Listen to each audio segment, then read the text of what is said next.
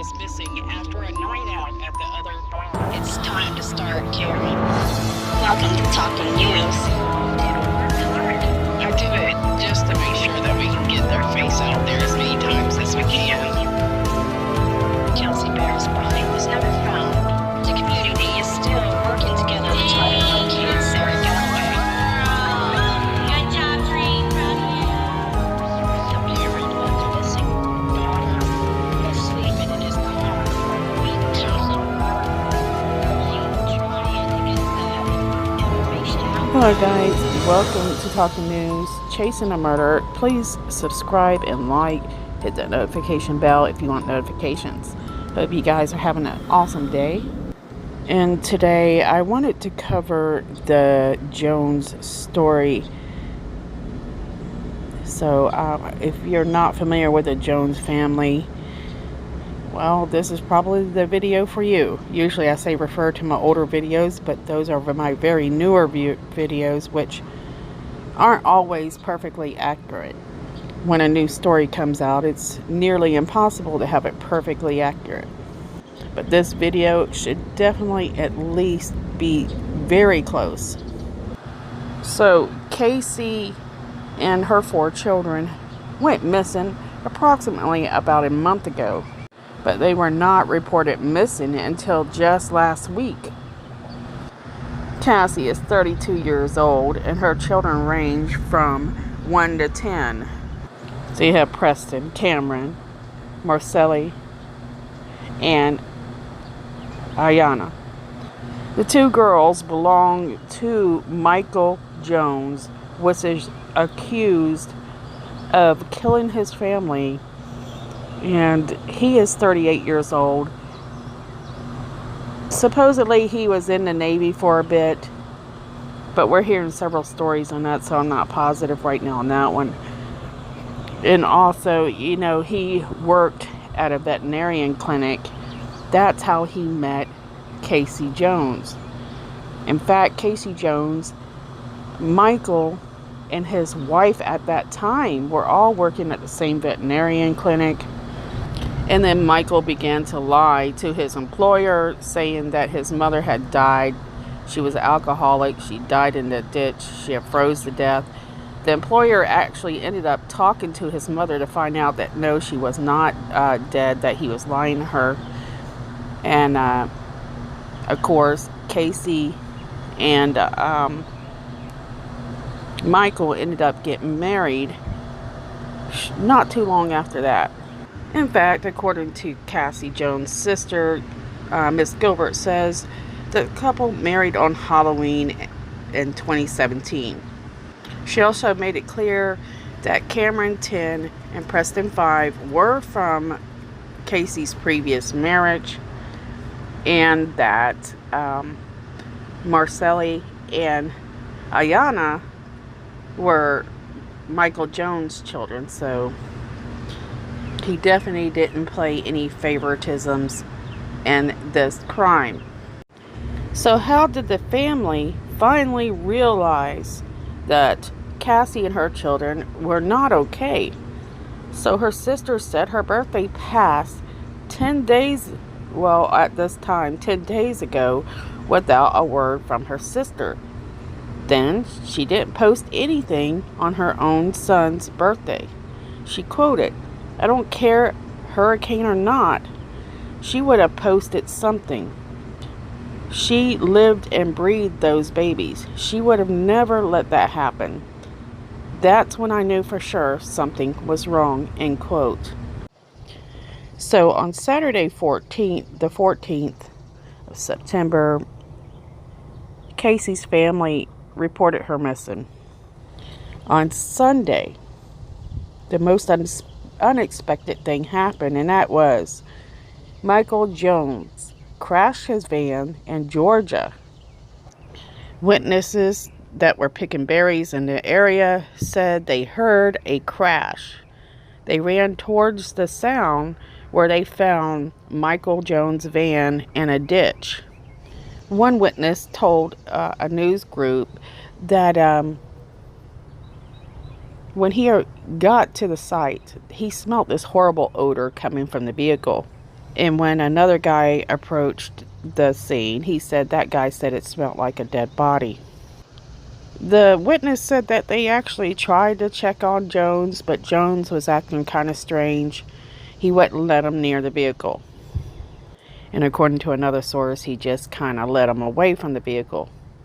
When the cops finally arrived to that scene, they said that Michael Jones pretty much give up everything. He said, you might want to handcuff me because my wife's body is in the vehicle. After he had pretty much been arrested, we're hearing that Michael Jones led police officers to the other 4 deceased children.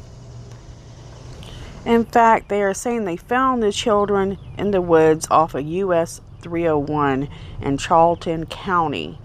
So that's near, what is this? Folkestone, Georgia. So according to authorities, of course, they were badly decomposed, which led them to believe that possibly Michael Jones had been driving around with all 5 of his deceased family members in that van for at least a couple of weeks. However, according to authorities and several media sources, they believe that the family was killed at 1400 block, well, it's 14860 Southeast, if I can spit it out, 86 Terrace. So this is their Summerfield home. Right now, police believe they've been living in this Summerfield home since April, but before, the family was living in Leesburg. And according to a few records that's been pulled up, in 2017, Mike lived in 2018 Vine Street, and he was also cited for running a stop sign. So Michael Jones was approximately 100 miles away from his Summerfield home in Georgia, and that's where he was disposing his family. Now they're saying they wasn't sure what they were going to do with what he was going to do with his wife, but they believe that he was in the process of disposing her body as well when the crash happened. Now, authorities have said that they have determined the cause of death for all 5 victims, but the info will not be released until the autopsies are complete. Right now, they are being examined in Georgia, but Michael Jones has been returned to Marion County, which is in Florida.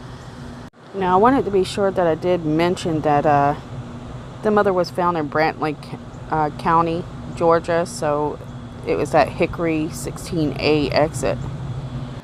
So what we're hearing is neighbors did report that they did see a U-Haul truck near where the family lived, but we really don't know any information on that. But that would make sense because police are saying that the place was kind of empty, and that's why they believe that he was living in his van for at least 2 weeks.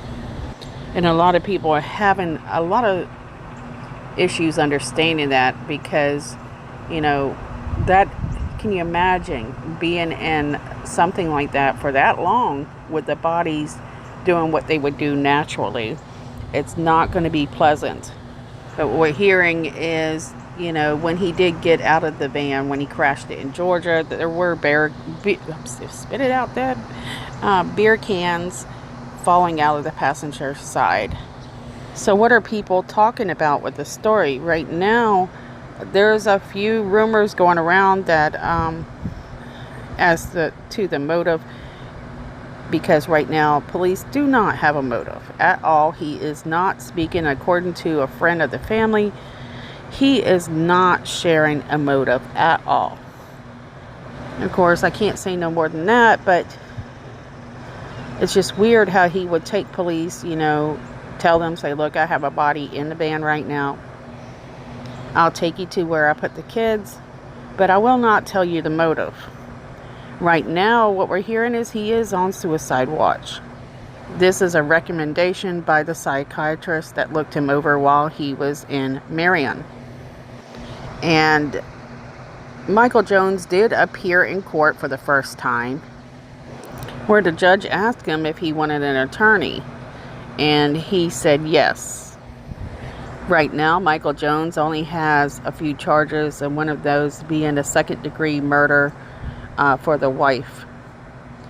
But police say, and of course prosecutors say, that once the bodies complete the autopsy and forensic examination, that they will be placing, there's more charges to come. So as of right now, the bodies have not been identified. In fact, before I finish this video, I'm going to double check and make sure there is an update. According to the family, they said that they were absolutely shocked. They didn't expect that he could do something like that. According to Casey's sister, I keep calling her Cassie, sorry. She says, quote, "They had a normal, everyday marital spats, but nothing that would be like, get your children and move into my home. I don't know what could have possibly gone through his head at all," end quote. So a teacher named Sean Valentine Garcia for one of the children quoted, "This little boy was in my class this summer. I am so upset." According to one of the parents that observed Michael Jones dropping off the children at school, he said, quote, "He was super, super nice," end quote. Another says, quote, "He seemed to have his act together, but you never know what is going on," end quote. Now, one thing you can observe on my older videos is videos of the family hanging out. You can see, the kids are very well behaved, well raised children, beautiful family. Doesn't appear to be anything going on there that could raise a red flag. And like I said, even Casey's own family says, quote, "They always come up here and bring all the kids, and it was just a perfect little family. People were jealous of it. They seemed like they were in love," end quote. And another person that really wasn't taking it too well was the sheriff in Marion County. He said, quote, "As a father, as a parent, it breaks my heart. As a sheriff, it angers me to no end," end quote. So Billy Woods, he was you can watch his video somewhere online where he's doing a briefing, but it's just really sad that there was a lot of people touched by this story. Guys, we've done a lot of stories. I've not covered the Chris Watts stories, but I'm sure a lot of you are familiar with that story. And as you can imagine, we thought it was bad enough that 3 people at one time. Could you imagine the financial burden those people are getting? This story has 5 people. Probably one of the most devastating stories of all time. And can you imagine how much that's going to cost? And the family was already, they say that, financially, they cannot do this alone. But when I first covered this story, the family said they did not have a GoFundMe and that people were to send money directly to our funeral home. But since then, they have changed their mind. They have started a GoFundMe, and I will link it in the description below. And this family needs your help. Could you imagine how much it's going to cost this family to bury 5 people? I wish they would have started a GoFundMe right away, because then they would have probably got the money they needed. Right now, I've been watching that GoFundMe. They are getting some donations, but it's moving very slowly, and that shocks me. So if you don't mind, guys, I'll go down to that description, copy that link, share it on your social media, get it out there. Maybe you can help them out a little bit. Now, I have personally talked with family members about some things, but I really haven't asked them many questions right now because I know how this works. We don't want to hurt the case. And I've also talked to an ex-girlfriend that used to date Michael Jones when back in ninth grade. And the one thing she said that I can share is his characteristics back then was he was a manipulator and a liar, which is something we're hearing a lot about. So possibly that is, Michael Jones was quite a frequent liar. So that's just one characteristic we can kind of throw in there and see, what type of guy he was. I speak with several of the family members of these victims, and I do it most of the time just to check on them, not to get any information or anything like that. If they want me to know it, they'll tell me. I mostly just want to support them. And, like Andrea McDonald's mother, my gosh, she needs a spa day. She needs some of her friends to take her for a spa day, because when the lights go off on these stories, it doesn't mean that it's over for these families. You might not hear their name in a paper anymore, but the reality of that story is still affecting people. They are still living that nightmare every single day. And I just can't imagine what this family's going through as well. So if you can, anyway, support, these stories where, these families are struggling. Don't forget that it's not over just because you don't see the story in the paper. Now, like I mentioned, the one thing I will share is the fact that Michael Jones is sharing pretty much a lot of information, but he is not willing to share the motive, which is, it's bugging me. I want to know why, why whatever reason he gives us is not going to be good enough anyways, but why? I mean, he appeared to love his family so much, and and they were great. Those kids were adorable. And seeing Casey's mother, Nikki, suffer the way that she did on camera, I don't think I could have recorded somebody like that. But maybe it will help them in some way. I don't know if it helped them or hurt them. But they do need people to help them out financially. Going off subject, aren't I? But anyways, yeah, Michael is not going to tell. He's just not telling anybody the motive. So it's going to be a while probably before we find out why he did this. And maybe he'll surprise us and speak. But I think right now he's waiting on an attorney. I don't understand where he thinks the attorney's going to make a huge difference at this point. Because like I mentioned, police are saying that they do know how he took the lives of these 5 people. They're just not sharing it with us right now. Anyways, it seems like the police did an excellent job in Georgia and in Florida, so kudos to them. And I can say anybody that's having to deal with a case like this, it doesn't only affect the family, it affects the investigators who are having to recover these people. That is devastating for them, and so they too will end up struggling for years to come off of his bad choices in life. Alright guys, so what I'm going to do is I'm going to play at the end of this video some videos of the family, and then I'm just going to let it close out on its own. I want you guys to see what a beautiful family, what beautiful children these are, and hopefully do not forget, guys, if you can, please don't forget the drop a donation and GoFundMe, which will be listed in the description below. Before I run that video, I want to make sure that I say that the first wife of Michael Jones had kind of a questionable saying underneath her profile. And a lot of people are saying that that was an innocent quote. It was from a book. But I wanted to share that with you because I wasn't certain about it, and that's what people were talking about. So sometimes I share what people are talking about. I in no way said that was to do with Casey But it was very interesting that the coincidence on that was perfect timing, and it didn't look good.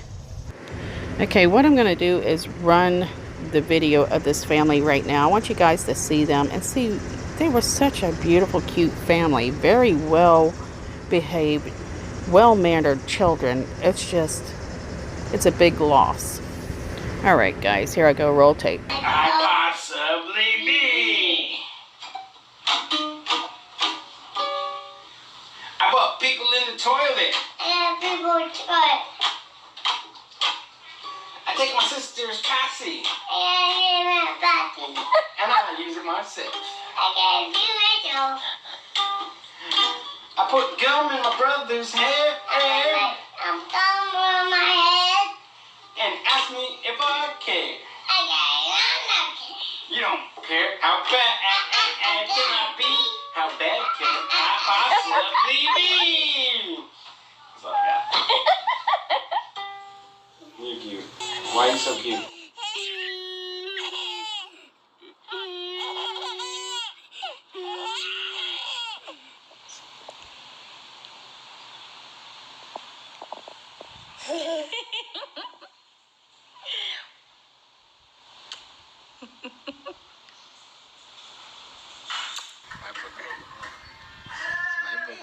It's mine. They're all mine.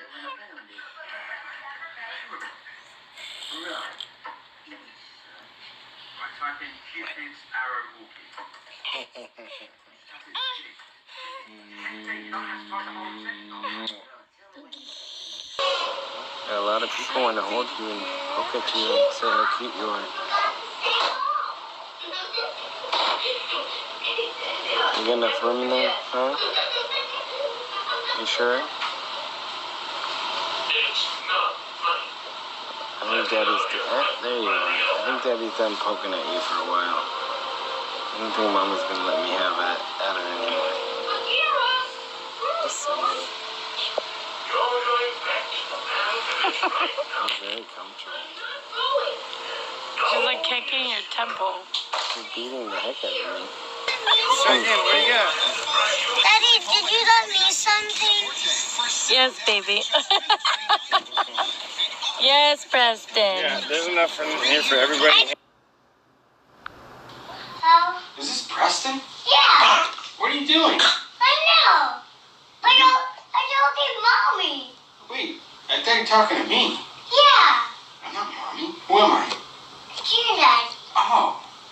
Hey, how come you're cute? I know. How come you're cute? Mommy made me. Oh, okay, Mommy. Okay, well, why'd you call me? Again, Daddy. I knew you called me that, but why did you call me on the phone? On juice? You want juice? Yeah. How do you ask? Milk? No, how do you ask for it? With juice? You say what? Beep, beep. Oh. Ring, ring, ring, ring. Ring, ring. Preston, What? why'd you hang up on me? I know. Well, I'm not getting you juice. Beep, You got... beep. Mash! Wow. How bad can you be? Sing the song. It's the long day song. Come here. It's the longest song. Sing to Mommy. Say it's the longest song. Look at it. It's the long day song. I sing this song all day long. Long like the day is. I sing this song. I sing it all day long. It is the longest song. It is the... Sing it. Long